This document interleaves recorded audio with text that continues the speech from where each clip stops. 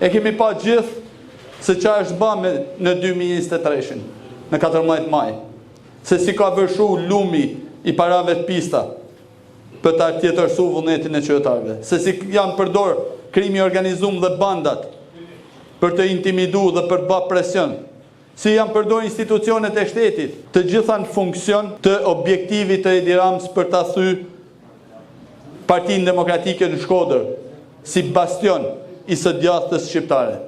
Por në kam bindjen absolute se është pikrisht ajo ndjej dhunimi që qytetarët e ndershëm kanë pësu në 2023, që do t'jetë sot shkëndia dhe flaka që do të nezin reagimin për fitoren e 11 majit. Sot qytetarët e Shkodrës mund t'jenë të nën presionin e institucioneve, nën presionin e heqjes nga vendi punës, nën presionin e taksave, si që është biznesi.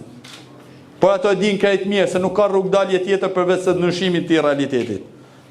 Dhe kemi rastin që këtë realitet ta ndryshojmë me 11 maj nëpërmjet votës. 12 vite i kemi pasë si kanë funksionu kundërshtarët tonë. E kemi pasë si e kanë trajtu Shkodrën.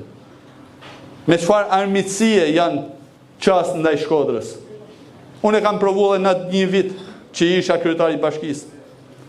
Gjitha ato projekte që i shohim sot janë të gjitha projekte të dërguara prej nesh në institucionet e shtetit shqiptar, nëpër ministri apo në Fondin Shqiptar të Zhvillimit. Të gjitha të bllokuara me porosi politike prej kryeministrit Rama dhe sot çuditërisht ju hapet rubineti për financim, sepse po vën në jetë atë që e deklaroi publikisht në mitingun e zgjedhjeve të kaluara në Shkodër. Zero investime nëse nuk më jepni votën.